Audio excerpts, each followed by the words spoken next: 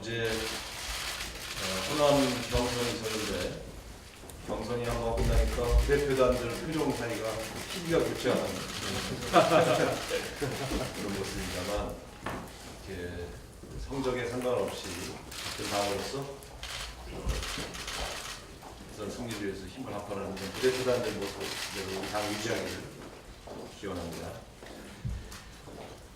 네, 남은 경선도 원만하게 아름답게 끝나기를 노력하도록 하겠습니다. 오늘 국회 본회의에서 세월호 선체조사위원회가 구성됩니다. 굉장히 어려웠던 과정을 거쳐서 세월호법이 통과됐고 그 세월호법에 따라서 선체조사위가 만들어지는 것이 제 임기 중에 마무리할 수 있어서 대단히 다행스럽습니다. 오늘 구성되는 선체조사위는 신속하게 구성을 마치고 바로 인양된 선체 조사에 들어가야 할 것으로 보여집니다. 지금 선체가 일부 훼손됐다, 혹은 증거물이 이슈됐다 이런 걱정들이 있으신데 우리들 모두가 오늘 구성되는 선체 조사위를 믿고 이 선체 조사위의 조사 내용에 신뢰를 보내면서 함께 전 국민적으로 함께 동참해 주실 것을 부탁드리고자 합니다. 제1당 원내대표로서 3월 국회의 개혁 법안이 제대로 관철되지 못한 것에 대해서 많은 책임을 느낍니다. 특히 상법, 공수처법, 방송법 등 적폐청산 관련된 주요 법안들이 다른 당의 방해와 반대 때문에 진행되지 못한 것에 대해서 깊이 유감스럽습니다. 세월호 사건이 나고 나서 안전대책을 제대로 만들지 못한 나라로서 회의감이 있고 최순실 사건이 났음에도 불구하고 적폐청산에 관한 입법을 실천하지 못한 국회 자화상을 보는 것 같습니다. 저는 이 법안들에 반대하신 각 당이 나름대로 또 이런저런 근거를 대지만 사실은 대한민국을 근본적으로 변화시키겠다고 하는 의지가 너무 약한 게 아니냐 지적하지 않을 수가 없습니다. 특히 3법은 7개항 중 4개항이 합의에 이르렀다가 다시 좌초되는 그런 아픔을 겪었습니다. 노동시간 관련된 근로기준법도 한노위 간사들 간에는 합의에 이르렀는데 다시 재논의 과정에서 다시 또 무산되었습니다. 선진화법도 의견 접근을 보았다가 어제 다시 또 무산되었습니다. 합의했다가 무산되고 합의했다가 좌초되고 이런 방식으로 각 당간의 대화가 진행되는 어떻게 신뢰를 갖고 국회를 운영할 수 있겠는가 하는 그런 회의가 됩니다. 깊이 있게 토론해서 합의에 이르면 그 합의가 지켜지고 실제로 국회를 통과하도록 만드는 것이 선진화법의 취지라고 생각합니다. 선진화법이 오히려 법안을 통과시키지 않는 기재로 작동하는 것은 참으로 문제다 이렇게 생각합니다. 특히 각 당 대표, 수석 부대표 혹은 간사 간의 합의를 해도 상임위에 있는 의원 한두 명의 반대에 부딪히면 법안을 통과시키지 않는 이 문제는 저는 국회 운영에 있어서 심각한 문제라고 생각합니다. 어떤 형태로든 이 문제는 해결돼야 된다. 강하게 촉구하고자 합니다. 남은 기간 이제밖에 안 남았지만 최선을 다해 노력하도록 하겠습니다. 그 중에도 인수위법, 건강보험 부가체계 개선 관련 제도 개선안 등이 합의에 이르러서 처리되는 것, 그리고 세월호 미수습자 가족들에 관한 법안도 통과될 수 있도록 합의에 이르는 것은 그나마 작은 성과라고 하겠습니다. 이상입니다. 네, 이어서 윤호중 정책위 의장님 모두가 하겠습니다. 네, 어제 박근혜 전 대통령에 대한 구속영장이 청구됐습니다. 박근혜 전 대통령에 대해서 영장 청구를 결정한 검찰 또 그리고 앞으로 그래서 심사하게 될 법원 모두 법과 원칙에 따른 결정을 한 것이고 또 앞으로 하리라고 봅니다.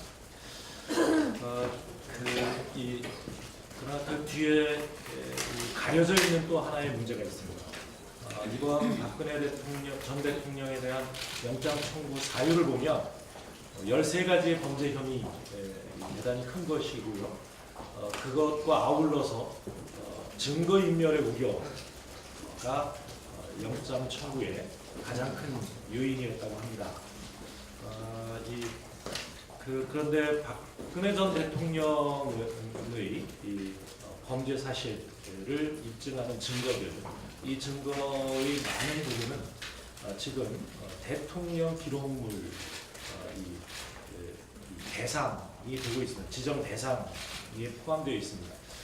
만약에 이 대통령 기록물로 지정이 되게 된다면 이것은 사실상 이 증거로 확인할 수 없는 그야말로 역사 속에 봉인을 하게 되는 그런 결과가 됩니다. 따라서 황교안 대통령 권한대행 국무총리에게 말씀드립니다. 이 대통령 기록물 관리법은 대통령 기록물은 대부분 공개해서 투명하게 관리하는 것을 원칙으로 해야 한다라고 명시하고 있습니다. 만약 황 대행이 피의자 박근혜와 최순실을 보호하기 위해서 무차별적으로 대통령 기록물로 지정을 하고 이것을 기록관에 이관하게 된다면 이것은 명백한 불법 증거 인멸 행위가 될 것이다. 이렇게 말씀드립니다. 따라서 황교안 대행은 무차별적인 대통령 기록물 지정을 신중하게 고려해야 될 것이고 뜻하지 않은 사초 논란을 하지 말아야 할 것이다 하는 점을 지적해 봅니다. 다음으로 홍준표 자유당 경선 후보가 세월호 사고에 대해서 해난 사고에 불과한데 이것이 왜 대선을 앞두고 인양이 됐는지 모르겠다 이런 발언을 했다고 합니다. 해난 사고라는 말을 통해서 304명의 희생자와 또 그 유족들의 가슴에 또 한 번 대못을 박는 이런 일도 잘못된 것이지만 세월호의 인양 이것은 늦은 것이 아니라 너무 오래 걸린 겁니다. 지금까지 인양하지 않은 것은 바로 자유당과 자유당이 지켜온 박근혜 전 대통령이 했던 일이라는 점을 잠시 잊은 것 같습니다. 여기 한 말씀 더 드리겠습니다. 지금 법무부가 세월호 선사인 청해진 해운 그리고 유병헌 전 회장 일가 등에게 1,878억 원의 구상금 청구 소송을 지지난 해 2015년 9월에 제기를 했음에도 불구하고 지금까지 1심 선고가 이루어지지 않고 있습니다. 이것도 세월호의 인양만큼이나 늦은 것이 아니고 너무 오래 걸리고 있는 것입니다. 이 선체 인양과 수색, 유족 보상 등에 들어가는 비용이 5천억 원이 넘는다고 합니다. 이것을 모두 국고에서 지불해야 된다는 것은 말이 안 됩니다. 정부와 법원은 지금이라도 시급히 이 유병헌 일가와 청해진 해운에 대한 재산 환수 작업에 박차를 가해야 할 것입니다.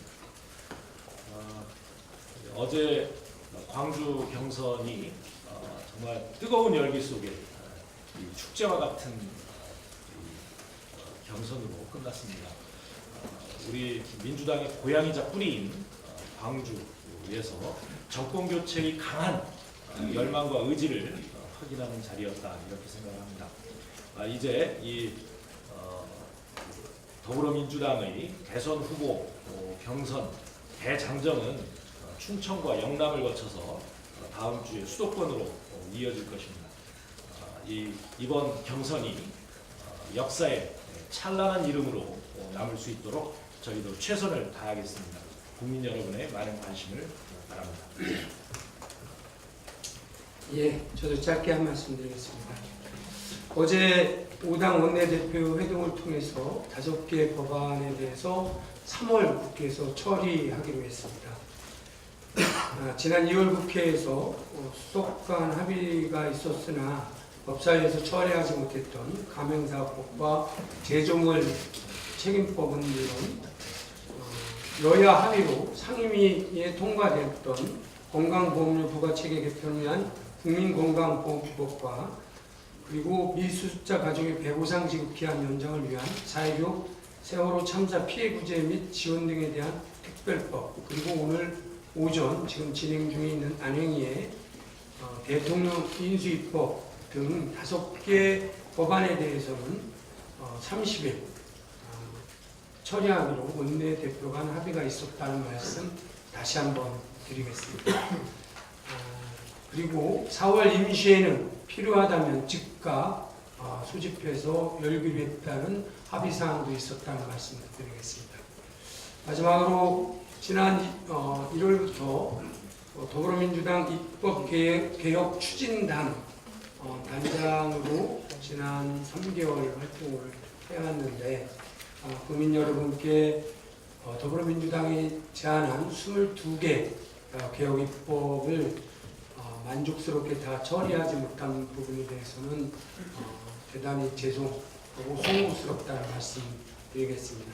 그러나 처리하지 못한 상법이라든지 검찰개혁, 전속고발권, 상가 임대차법, 그리고 방송법 등에 대해서는 개혁 입법은 멈추지 않고 그 추진은 더불어민주당이 끊임없이 해나갈 것이다라고 하는 약속도 드리겠습니다. 이상입니다.